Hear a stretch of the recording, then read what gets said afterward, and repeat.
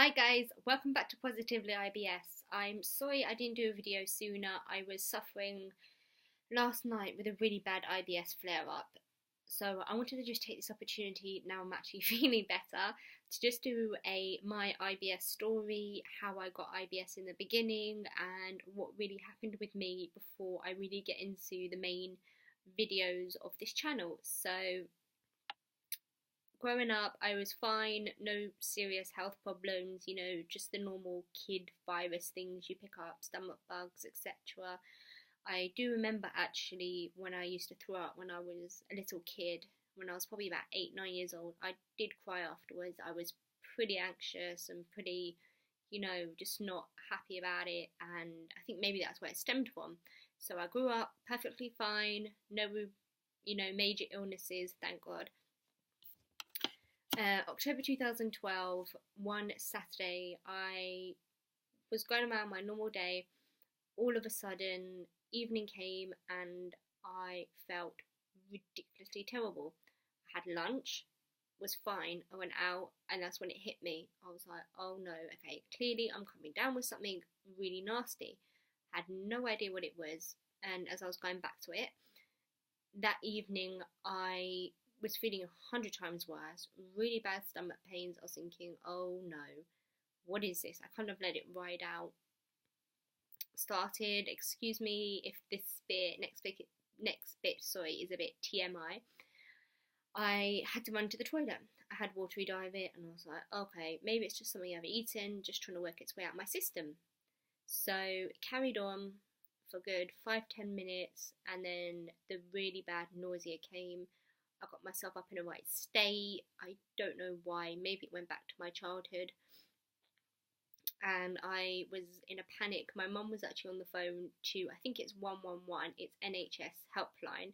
And they said, oh, it sounds like she's got the norovirus. Never heard of it before. And just as my mum was on the phone to them, I start throwing up really badly. That rest of the evening was fine. I didn't have any other stomach pains. After I think I had about 2 or 3 bouts of really bad watery diarrhea. After that, no stomach pains, just vomiting. And it wasn't even food I was vomiting, it was just pure bile.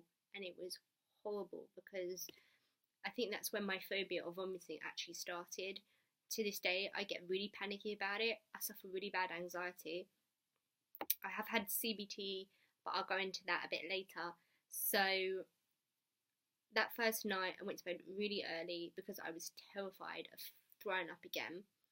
So next day, woke up feeling completely fine, ate, no problems, held everything down. It was really peculiar now actually looking back at it. And that evening, at the exact same time as the night before, I started throwing up again, and then I did again.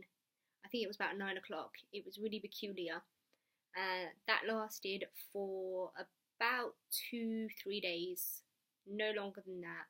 Kept throwing up every night at the exact same time, which was really, really strange. I don't know why, but I could eat normally, I could drink normally. I went to my GP, who said I was really dehydrated, so I actually started drinking Lucozade, which really made me less dehydrated. It took me 5 days to recover from it.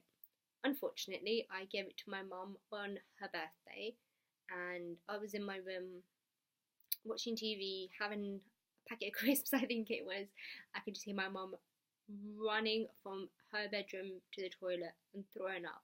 I was like, oh no, I've given it to her now. I hope my dad doesn't catch it now. He didn't catch it, thank God, because he's clearly got a very strong immune system. So 5 days, I still don't feel good, so I went back to my GP and said, I still don't feel good. He said, okay, well, it can take a couple of weeks, to feel better, get back to your normal self. I think it was the next Friday evening, I started feeling really unwell again. I was thinking, oh no, because by now I had Googled everything, I looked up more into the norovirus, and I was just looking it up, and I was just curious about it. So that was that. Going back to it, sorry, I keep losing my train of thought. Going back to that Friday night, ate normally, had my dinner, felt fine all day, no major cramping, nothing a hot water bottle could take care of, and a bit of Calpol because I'm allergic to pretty much every medication under the sun, which is very bad when I'm in pain. So I'm stuck with Calpol, and that brings down my fevers, but it does really nothing else. So that Friday, had dinner, perfectly fine. EastEnders was about to come on, and all of a sudden, I got watery diarrhea again. And I knew something was up before that, about 10 minutes before, because it was the middle of winter. I live in London, it's freezing here in the winter usually, and I was in bed just shivering away. Like, the heating was on high. I made sure my heater was on, my radiator, in case maybe I turned it down, because in the winter I have a habit of turning it up and down, like a escalator or something. So I ended up calling my mum up and I said, I've had 2 lots of watery diarrhea, I feel really sick again. She was like, what do you want to do? I said, can you call an emergency doctor? So what happens is that I have to call up my GP, and obviously they're closed. So they give you an out of hours doctor's number. My mum called them, explained everything, and they ended up calling her back, said, yeah, okay, we'll come out and see you. Just before EastEnders was about to start, the doctor turns up, or I think it was about halfway through, and fills my stomach, asks me my history. I explain I've had the norovirus, I still haven't felt myself. First thing the doctor said, go straight to hospital. And I was thinking, oh no, why? And I think he was saying, look, your stomach's really hard, it should feel very soft, it's making a lot of gurgling noises. I think you've got gastroenteritis, a very bad case of it from the norovirus. I was like, oh god. Well, I wasn't going to go and sit in A&E for 20 blooming hours. So literally, that's literally the waiting time. Well, not literally, but it's about 4 or 5 hours. And I wasn't prepared to sit there for 4 or 5 hours to be told I'm fine, just take some paracetamol and get loads of rest. So thank God I'm on private healthcare. I found my local walk-in hospital and I went in there, got seen really quick, and before I know it, I've got an IV stuck right there in the back of my hand because they're admitting me. I was in for 6 days being treated with IV antibiotics for gastroenteritis. I had the worst hospital experience of my life. The nurses were rude, it was horrible, and I to this day, I still don't remember half of it because I think I was so dosed up on antibiotics and painkillers for my stomach pains and everything. And so I was in hospital for 6 nights, 7 days, which was horrid. If I would have known I was going to be in so long, I would have got transferred to my other local private hospital where pretty much all the staff know me because I'm quite the regular there. So that was that, and I had a ton of tests when I was actually there.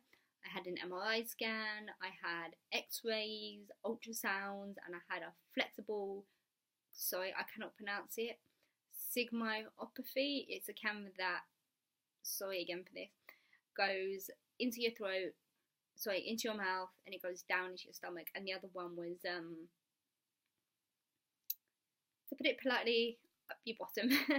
Thank God I was sedated. I don't remember any of it. Then I saw a gastroenterologist, and now I've got a great one. I've had to change a couple because they haven't really taken me seriously. So now I'm under a great, I literally cannot recommend him anymore for people in London with stomach problems that's on private healthcare, because he's fantastic, he's hilarious, he knows me well, and he takes me seriously. So since then I got diagnosed with post-infectious IBS. I used to be 9 stone. I'm sorry, I don't know what that is in kilos. I went down to just under 6. It could have been about 5.5, 6 stone. I wasn't eating much, and I just really had no interest in food that much after that.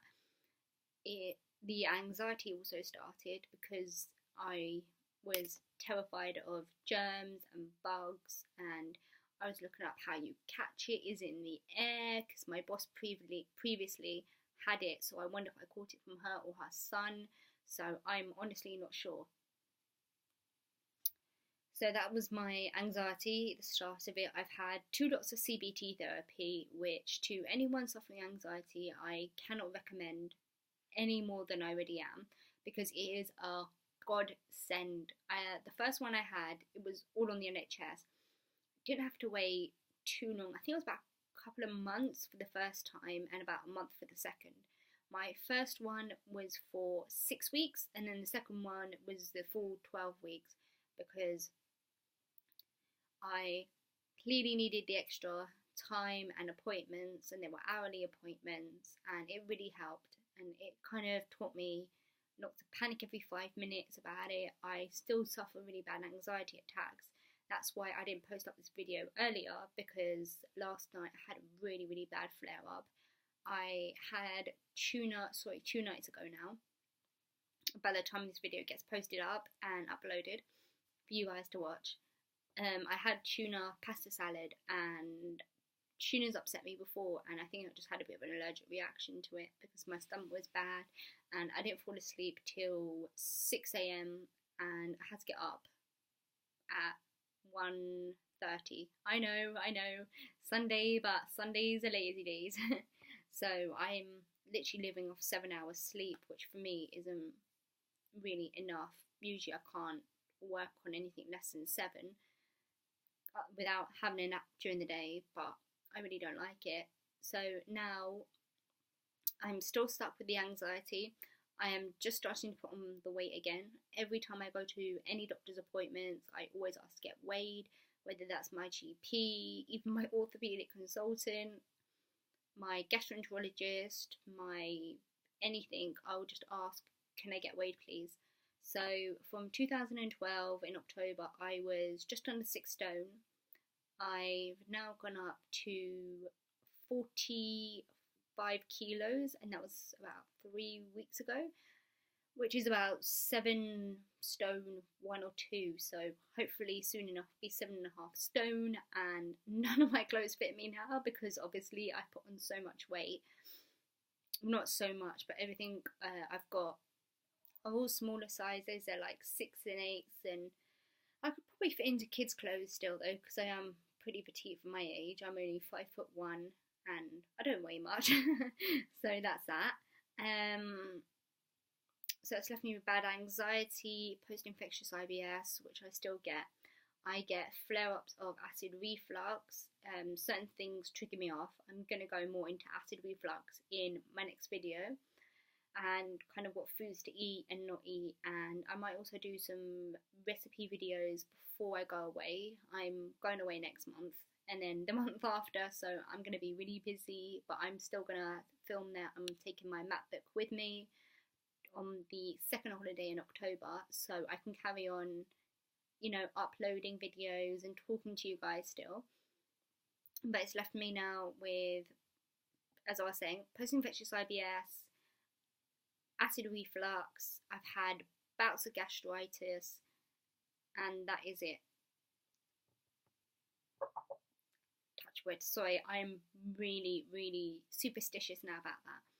Oh, and I'm a complete germaphobe. Everything in my room has to be cleaned to the T, the way I want it done, or else it's not good enough, and I'll kind of get a bit obsessive over it.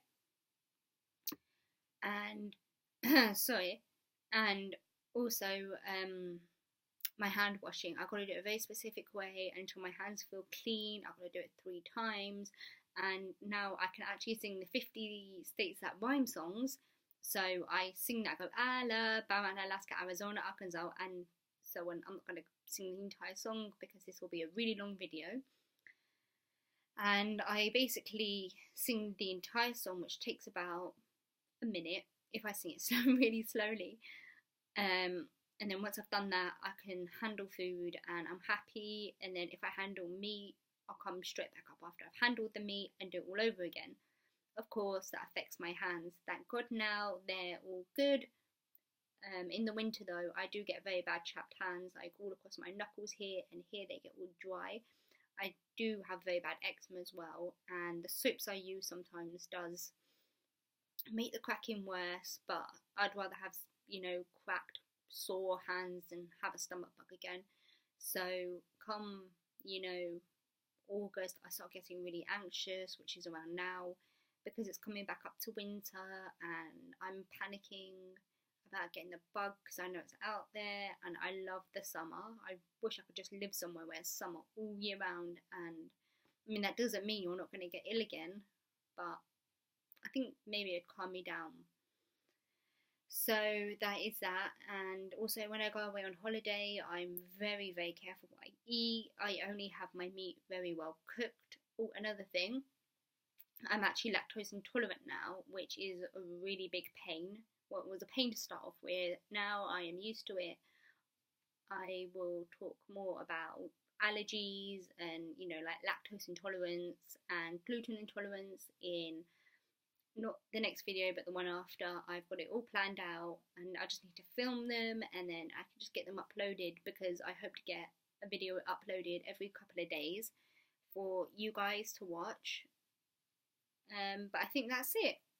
Oh, sorry, no, one more thing. I have had a couple of bouts of gastroenteritis, but very, very, thank God, thank you, Jesus. Very, very mild forms of gastroenteritis, and I've just gone to my gastroenterologist, and he just said just stay hydrated, there's no need to bring you in or anything, thank goodness. So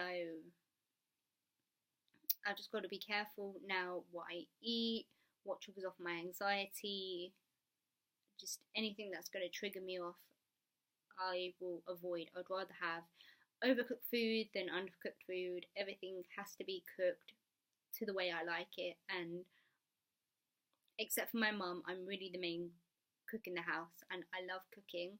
So if you guys want to see recipe videos, let me know what you want to see down below, and I will do it for you guys. I am also allergic to nuts and tuna, so whatever I make will be dairy free, possibly gluten, because gluten has been known to upset me before. I actually did go gluten free for a couple of months and it helped, and then I went back to gluten and I've been fine since. So yeah, just let me know guys what you want to see, if you want to see any recipes, and I will take my laptop downstairs and I will film it for you guys. So that's just a note to just say that everything is going to be dairy free, nut free, really fish free, and possibly gluten free. So that is the end of this video. Thank you guys so much for watching. Give it a big thumbs up, leave a happy friendly comment down below, and subscribe, which is down there, and I will see you guys in my next video. Thank you for watching, and don't forget to share this with your IBS friends. Have a nice day. Take care. Bye.